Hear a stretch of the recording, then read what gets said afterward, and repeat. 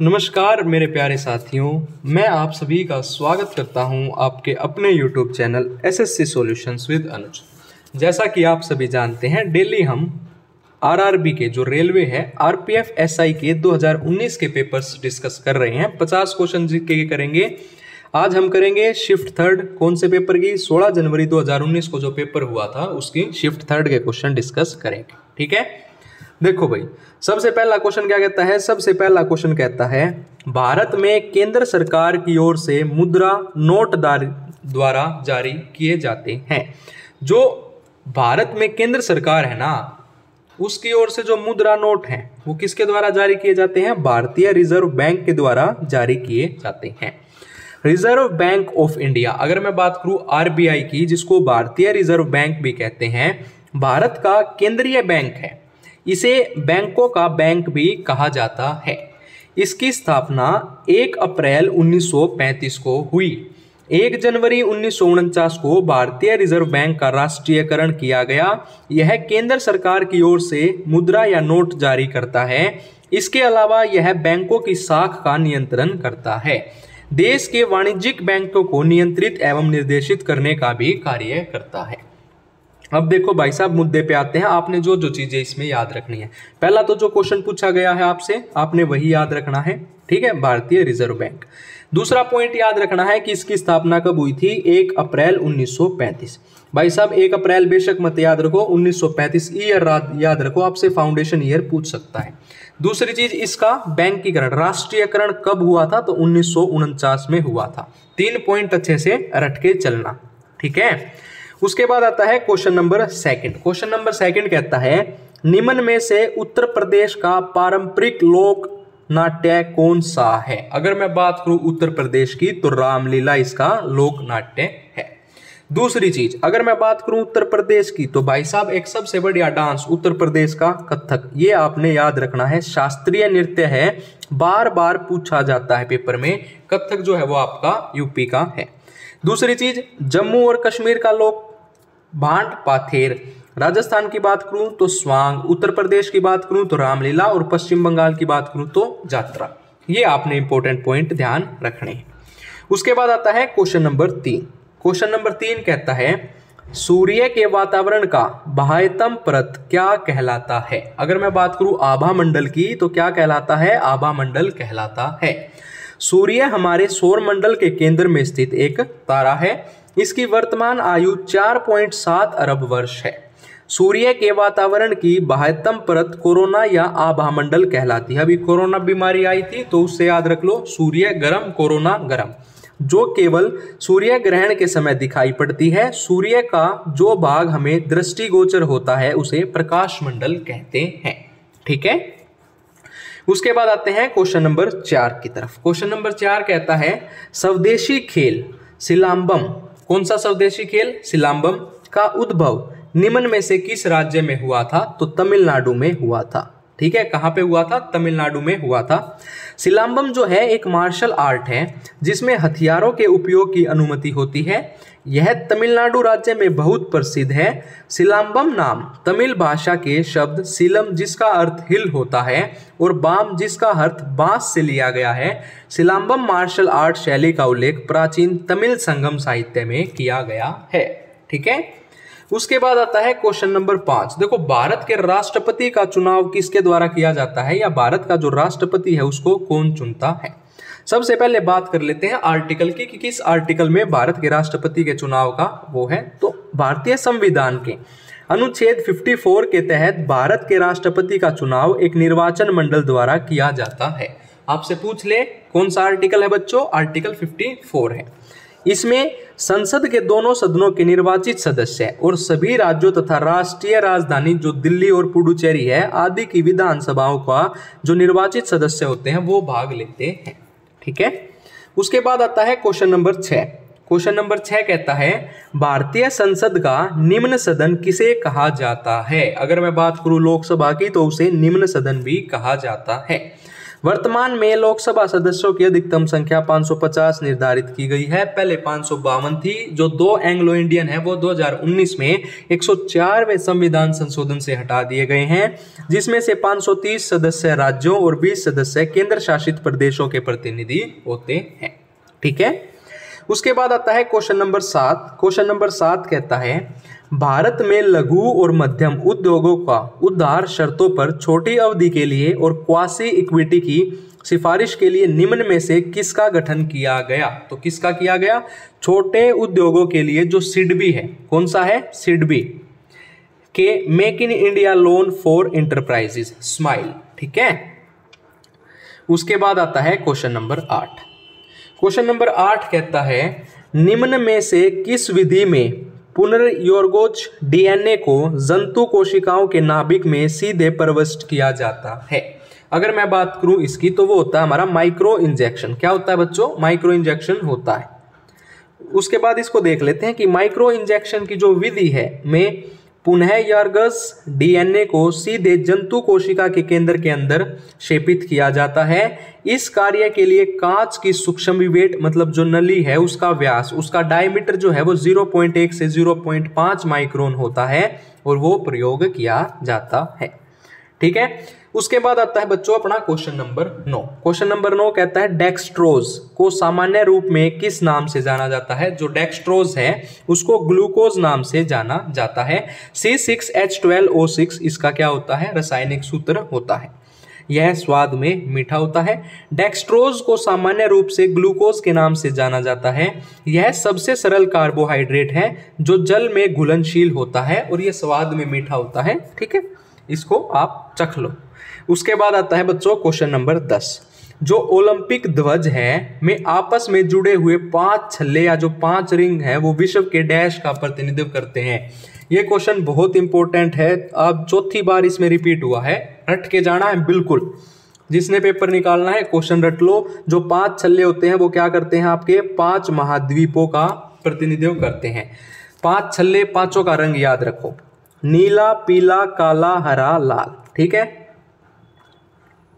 नीला, पीला, काला, हरा, लाल। नीला जो है यूरोप का, पीला एशिया, काला अफ्रीका, हरा ऑस्ट्रेलिया और लाल अमेरिका। ठीक है, देखो याद कैसे करोगे भाई साहब? बात बात पे अमेरिका लड़ने को भागता है तो उसका मुंह लाल हुआ रहता है, तो लाल अमेरिका। काला सभी को पता है, अफ्रीका के लोग ज्यादा काले होते हैं। हरा ऑस्ट्रेलिया अब की बार जीती है, वैसे हारती थी तो हारती रहती है ऑस्ट्रेलिया। पीला एशिया का और नीला यूरोप का, ये आपने ध्यान रखना है। क्वेश्चन नंबर 11 कहता है, क्वेश्चन नंबर 11 कहता है किसी तत्व के एक इलेक्ट्रॉन के क्षय की प्रवृत्ति का मात्रात्मक मापक क्या कहलाता है? कोई भी तत्व है उसका एक इलेक्ट्रॉन के जो क्षय की प्रवृत्ति है उसका मात्रात्मक मापक क्या कहलाता है? वो आपका आयनीकरण तापीय धारिता कहलाता है। क्या कहलाता है? आयनीकरण तापीय धारिता कहलाता है। देखो, तत्वों द्वारा इलेक्ट्रॉन त्यागने की मात्रात्मक प्रवृत्ति को आयनन एंथैल्पी या आयनीकरण तापीय धारिता कहा जाता है। आयनन एंथैल्पी को सामान्यतः किलो जूल प्रति मोल इकाई से व्यक्त किया जाता है। उसके बाद है क्वेश्चन नंबर 12। क्वेश्चन नंबर 12 कहता है बच्चों भूमि अभिलेख, जो भूमि अभिलेख है उसका आधुनिकीकरण कार्यक्रम NLRMP की शुरुआत निम्न में से किस वर्ष की गई थी? तो ये आपकी 2008 में की गई थी। ठीक है, ये बस आपने इतना ही ध्यान रखना है। क्वेश्चन नंबर 13 कहता है निम्न में से कौन सी जल संधि फारस की खाड़ी और ओमान की खाड़ी को आपस में जोड़ती है? इंपॉर्टेंट है जल संधि, क्योंकि RPF में जल संधि से प्रश्न पूछ रहा है। तो ये जो होर्मुज जल संधि है ये जोड़ती है। अगर मैं बात करूं होर्मुज जल संधि की तो फारस की खाड़ी और ओमान की खाड़ी को जोड़ती है। बाल अल मंदेब जल संधि लाल सागर और अदन की खाड़ी को जोड़ती है। मलक्का जल संधि अंडमान सागर और दक्षिण चीन सागर को। हडसन जल संधि हडसन की खाड़ी को लेब्राडोर सागर से जोड़ती है। उसके बाद आता है भारत की संसद में कितने सदन हैं? तो सिर्फ 2 सदन हैं, लोकसभा, राज्यसभा। ठीक है, देखो भाई, संसद केंद्र सरकार का विधायी अंग है और भारत का सर्वोच्च विधायी निकाय है। संसद के 2 सदन है, राज्यसभा और लोकसभा। राज्यसभा जिसको उच्च सदन कहते हैं या द्वितीय सदन कहते हैं, यह भारतीय संघ के राज्यों और केंद्र शासित प्रदेशों का प्रतिनिधित्व करता है। राज्यसभा को स्थायी सदन कहा जाता है। लोकसभा निचला सदन होता है। प्रथम सदन या लोकप्रिय सदन जो समग्र रूप से भारत के लोगों का प्रतिनिधित्व करता है। इंपॉर्टेंट है, ध्यान रखिएगा। उसके बाद आते हैं क्वेश्चन नंबर 15 की ओर। क्वेश्चन नंबर 15 कहता है बच्चों, महानदी और कृष्णा नदियों के बीच के तटीय मैदान क्या कहलाते हैं? जो महानदी है और जो कृष्णा नदी है उनके जो बीच के तटीय मैदान है वो हमारे उत्तरी व्रत कहलाते हैं। ठीक है, देखो पूर्वी घाट और बंगाल की खाड़ी के तट के बीच की निर्मित मैदान को पूर्वीय तटीय मैदान कहते हैं। इसका विस्तार स्वर्ण रेखा नदी उड़ीसा से लेकर कन्याकुमारी तक है। पूर्वी तटीय मैदान या घाट को 3 भागों में बांटा जाता है।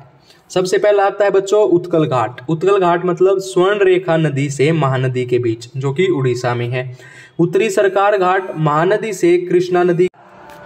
तीसरा आता है बच्चों अपने पास कोरोमंडल तट, कृष्णा नदी से कन्याकुमारी के बीच, आंध्र प्रदेश एवं तमिलनाडु। ठीक है भाई। उसके बाद आता है क्वेश्चन नंबर 16। क्वेश्चन नंबर 16 कहता है, निम्न में से कौन सा यात्री कृष्णा देव राय के दरबार में आया था?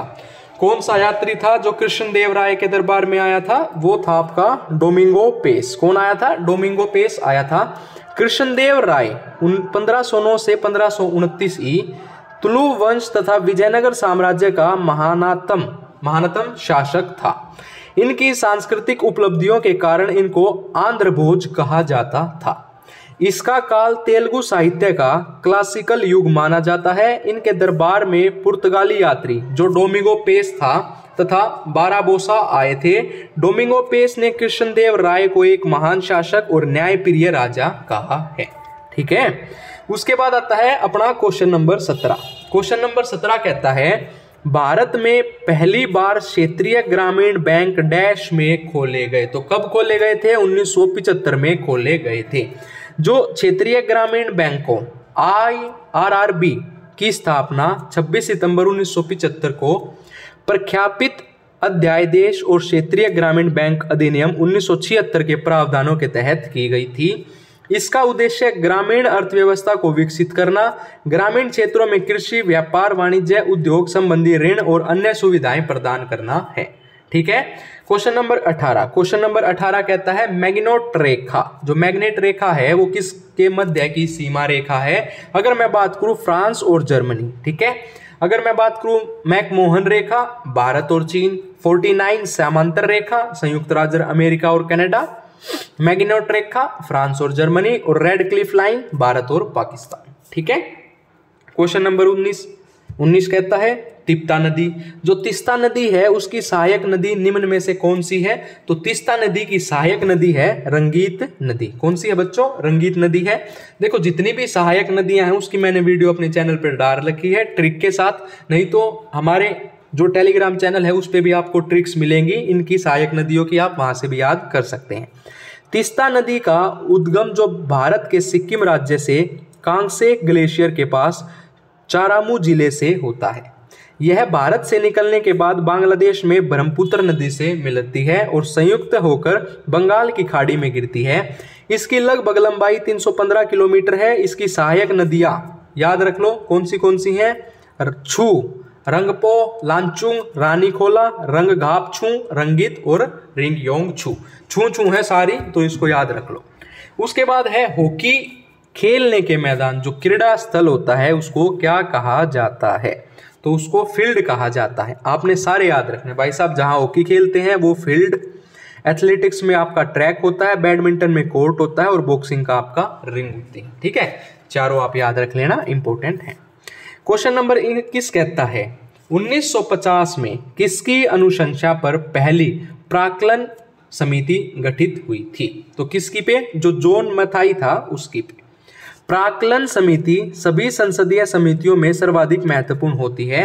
इसमें 30 सदस्य होते हैं जिसमें सभी सदस्य लोकसभा से होते हैं। प्राक्कलन समिति का सर्वप्रथम गठन वर्ष 1950 में जॉन मैथाई की अनुशंसा पर हुआ था। ठीक है। उसके बाद आता है क्वेश्चन नंबर 22। क्वेश्चन नंबर 22 कहता है, निम्नलिखित में से कौन सी पुस्तक बुद्ध के सिद्धांतों से संबंधित है? तो निम्नलिखित में से कौन सी पुस्तक है जो बुद्ध के सिद्धांतों पर संबंधित है? तो अभिधम्म पिटक। देखो ये 3 पिटक हैं। देखो कई बार पेपर में पूछा जाता है त्रिपिटक किसे कहा जाता है? त्रिपिटक, ठीक है। त्रिपिटक मतलब 3 बास्केट, या आप त्रिपिटक याद रख लो। तो जो विनय पिटक है, सुतय पिटक है और अभिधामा पिटक है, इन तीनों से मिलकर त्रिपिटक बनता है, ठीक है। ऑप्शन में बोल देगा इनमें से कौन सा त्रिपिटक नहीं है, ये आपने ध्यान रखना है।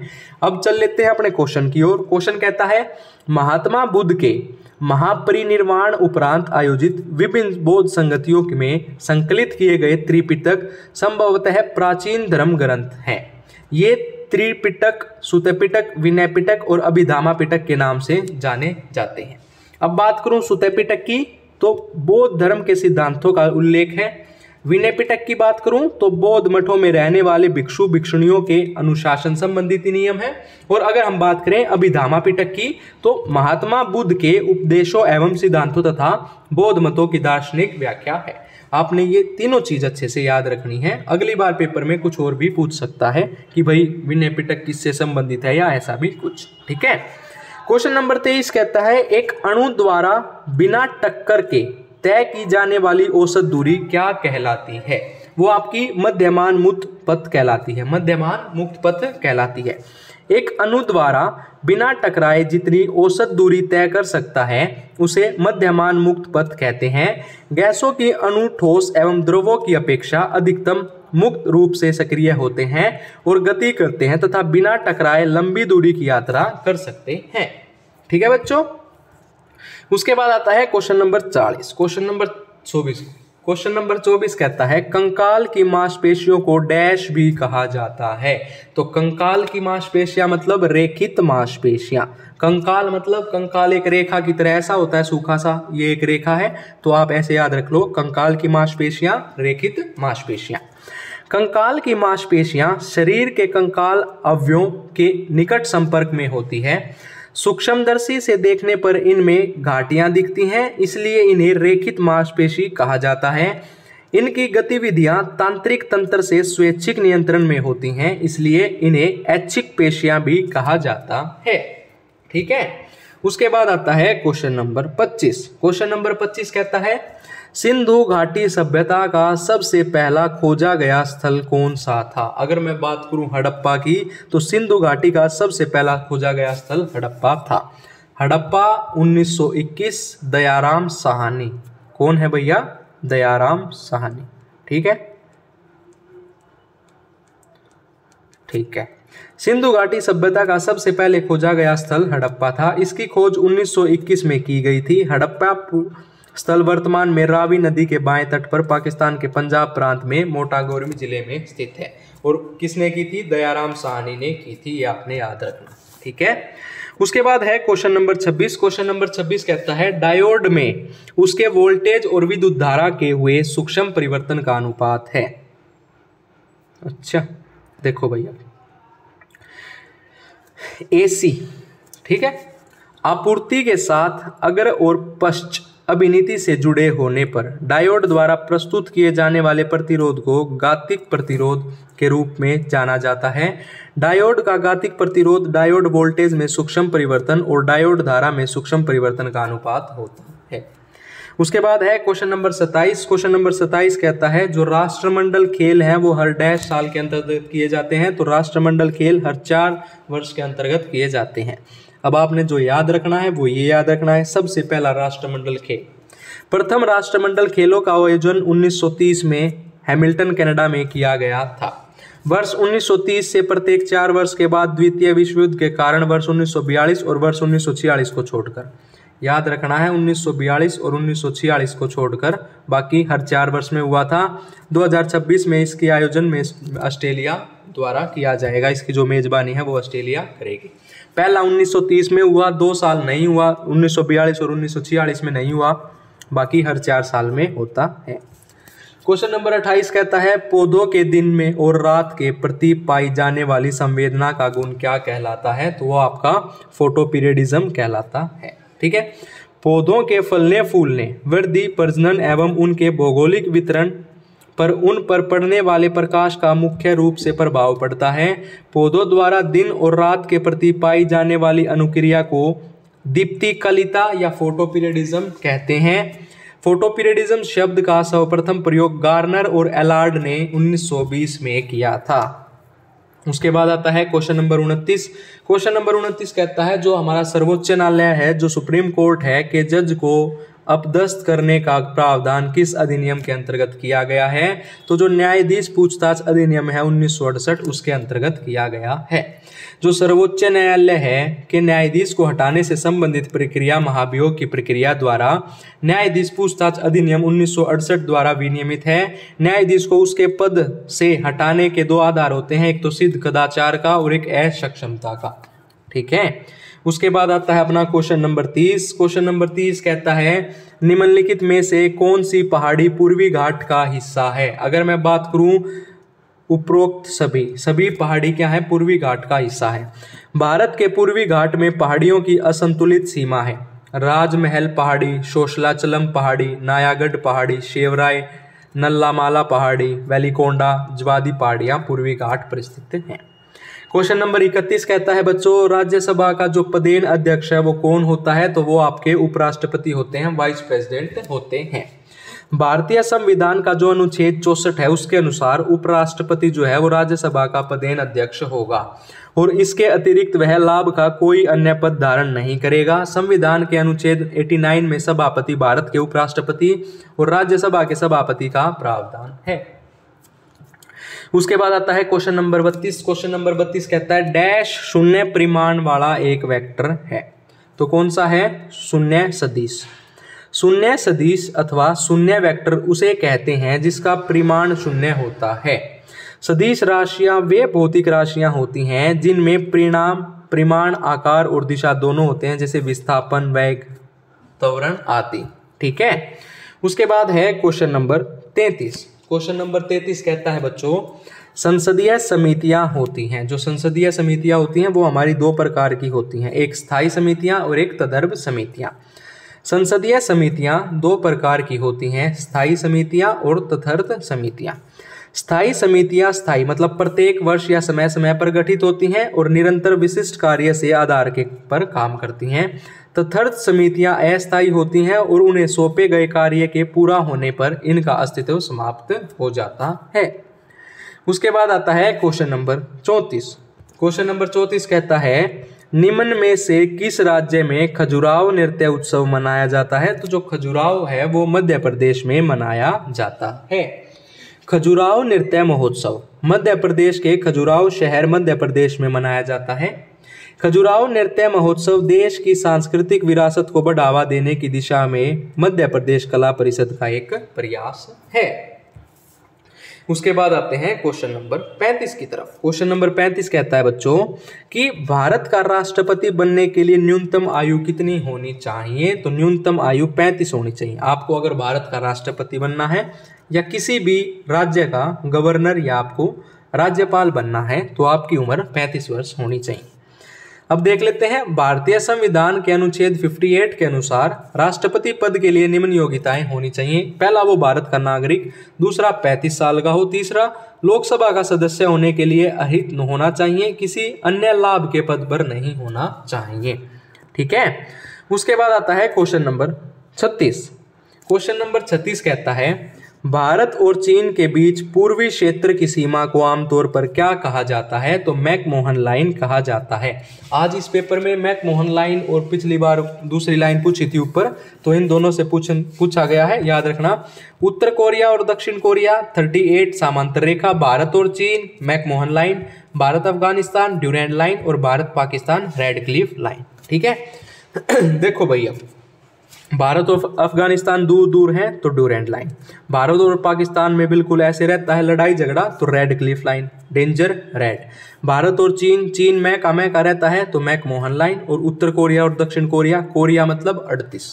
ठीक है, उसके बाद है भारत को किला या बुलबुल के नाम से किसे जाना जाता है? तो हमारी सरोजनी नायडू जो थी उनको भारत को किला के नाम से जाना जाता था। सरोजनी नायडू एक भारतीय राजनीतिक कार्यकर्ता, कवि और राजनीतिक थी। इनका जन्म 13 फरवरी 1879 को हैदराबाद, भारत में हुआ था। वह भारतीय राष्ट्रीय कांग्रेस की प्रथम भारतीय महिला अध्यक्ष 1925 कानपुर थी। इन्हें भारत को किला बुलबुल के नाम से भी जाना जाता था। यह भारत के किसी भी राज्य की नियुक्त होने वाली प्रथम महिला राज्यपाल थी। ठीक है, अब एक चीज ये याद रख लो, देखो भाई इसने बता तो दिया, ये चीज एक और मैं बता दूं, वह भारतीय राष्ट्रीय कांग्रेस भारतीय महिला अध्यक्ष थी। अगर प्रथम भारतीय महिला अध्यक्ष पूछा जाए तो सरोजिनी नायडू, अगर प्रथम महिला अध्यक्ष पूछा जाए तो एनी बेसेंट। किसकी? आईएनसी की, इंडियन नेशनल कांग्रेस की। ठीक है, उसके बाद है काकोरी हत्याकांड में कौन सा क्रांतिकारी समूह शामिल था? जो काकोरी हत्याकांड हुआ था, ठीक है, देखो काकोरी ट्रेन लूट एक ट्रेन डकैती थी जो 9 अगस्त 1925 को लखनऊ के पास काकोरी नामक स्थान पर ब्रिटिश राज के खिलाफ भारतीय स्वतंत्रता आंदोलन के क्रांतिकारियों द्वारा की गई थी।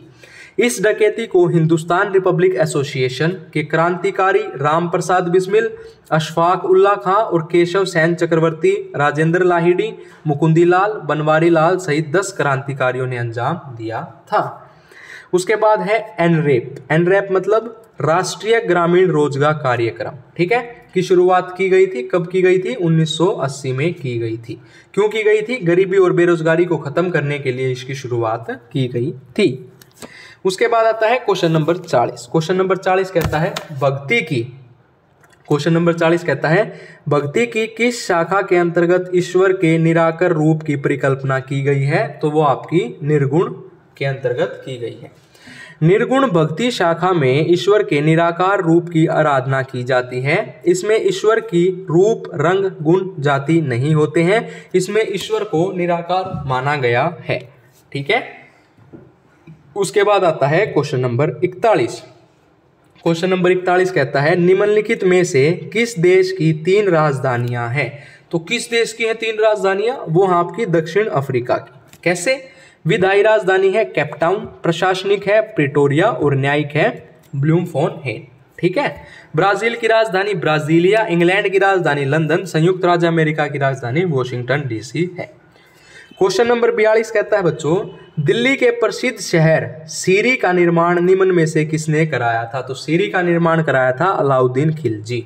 ठीक है, अलाउद्दीन खिलजी ने 1303 ई में अपनी राजधानी सीरी में स्थापित की। उसने श्रीनगर में एक पानी के टैंक रिजर्वोयर का निर्माण करवाया था जिसे हौज खास के नाम से जाना जाता है। उसने वर्ष 1311 में कमल के फूल की तरह जैसे अर्धवृत्ताकार संरचना का निर्माण कराया जो अलाई दरवाजा के नाम से प्रसिद्ध है।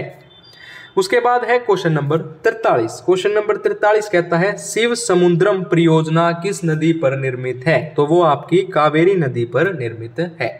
यह भारत की प्रथम जल विद्युत परियोजना है जो 1902 में प्रारंभ हुई थी। क्वेश्चन नंबर 44 कहता है निम्न में से किस खेल में नेट या जाल का उपयोग नहीं किया जाता? तो कबड्डी में तो कोई मतलब ही नहीं है नेट का।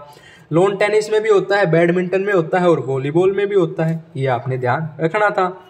उसके बाद है क्वेश्चन नंबर 45 रिट कितने प्रकार की होती है? तो सभी को पता है रिट टोटल 5 प्रकार की होती है। अगर मैं बात करूं सुप्रीम कोर्ट के रिट की बारी तो आर्टिकल 32, अगर मैं बात करूं हाई कोर्ट में रिट्स की बारी आर्टिकल 226। दोनों इंपॉर्टेंट है, रट लो। ठीक है, उसके बाद आता है 5 रिट होती हैं। कौन सी होती हैं? बंदी प्रत्यक्षीकरण रिट, परमादेश रिट, प्रतिषेध रिट, उत्कृष्ण रिट और अधिकार परीक्षा रिट। क्वेश्चन नंबर 46 कहता है किसी तंत्र में कणों की अव्यवस्थित गति के औसत की माप क्या कहलाता है? तो उसको हम ताप कहते हैं। किसी तंत्र या निकाय। क्वेश्चन नंबर 47 कहता है सर्वोच्च न्यायालय की स्थापना डैश के स्थान पर हुई है? तो जो सर्वोच्च न्यायालय है, जो सुप्रीम कोर्ट है, उसकी स्थापना ब्रिटिश प्रिवी काउंसिल के नाम पर हुई है।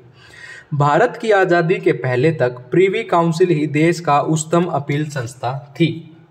आज़ादी के बाद भारतीय संविधान का निर्माण हुआ तथा उच्चतम न्यायालय को भारत की उच्चतम अपीलीय संस्था का दर्जा मिला। इसकी स्थापना 28 जनवरी 1950 को हुई थी। इसमें प्रमुख न्यायाधीश सहित 33 न्यायाधीश होते हैं। उसके बाद अगर हम बात करें क्वेश्चन नंबर 48 की, तो क्वेश्चन नंबर 48 कहता है प्रसिद्ध उत्तरमेरुरु शिलालेख किस राजवंश से संबंधित है? तो अगर मैं बात करूं चोल राजवंश की तो ये चोल राजवंश से संबंधित है। उत्तरमेरुरु शिलालेख तमिलनाडु के कांचीपुरम जिले में स्थित है। यह शिलालेख चोलकालीन है। इससे स्थानीय चोलकालीन सभा या ग्राम सभा के कामकाज का विवरण मिलता है। उसके बाद आता है क्वेश्चन नंबर 49। क्वेश्चन नंबर 49 कहता है यूरेनियम की खानें निम्न में से किस राज्य में पाई जाती हैं? तो यूरेनियम की खानें आपकी झारखंड राज्य में पाई जाती हैं। झारखंड राज्य के पूर्वी एवं पश्चिमी सिंहभूमि जिले में लगभग 160 किलोमीटर लंबी 1 से 10 किलोमीटर चौड़ी पट्टी में यूरेनियम अयस्क पाया जाता है। उसके बाद है आज का last question, question number 50। Question number 50 कहता है, क्या कहता है देख लो, कहाँ गया ये रहा। क्वेश्चन नंबर 50 कहता है एक्रोबैटिक्स शब्द किस खेल से संबंधित है? अगर मैं बात करूं एक्रोबैटिक्स की तो वो आपका जिम्नास्टिक से संबंधित है। एक्रोबैटिक्स जिम्नास्टिक एक प्रतिस्पर्धात्मक खेल है जिसमें कलाबाजी, नृत्य, टम्बलिंग का प्रदर्शन किया जाता है। इसके लिए शारीरिक शक्ति, लचीलापन, संतुलन, समन्वय आवश्यक होता है। ठीक है, आज की हमारी शिफ्ट के 50 क्वेश्चन कंप्लीट हो चुके हैं। अगर आपको ये वीडियो अच्छी लगे तो वीडियो को ज़्यादा से ज़्यादा शेयर कीजिए, वीडियो को लाइक किया कीजिए और हमारे YouTube channel SSC solutions with Anuj को सब्सक्राइब कीजिए। धन्यवाद।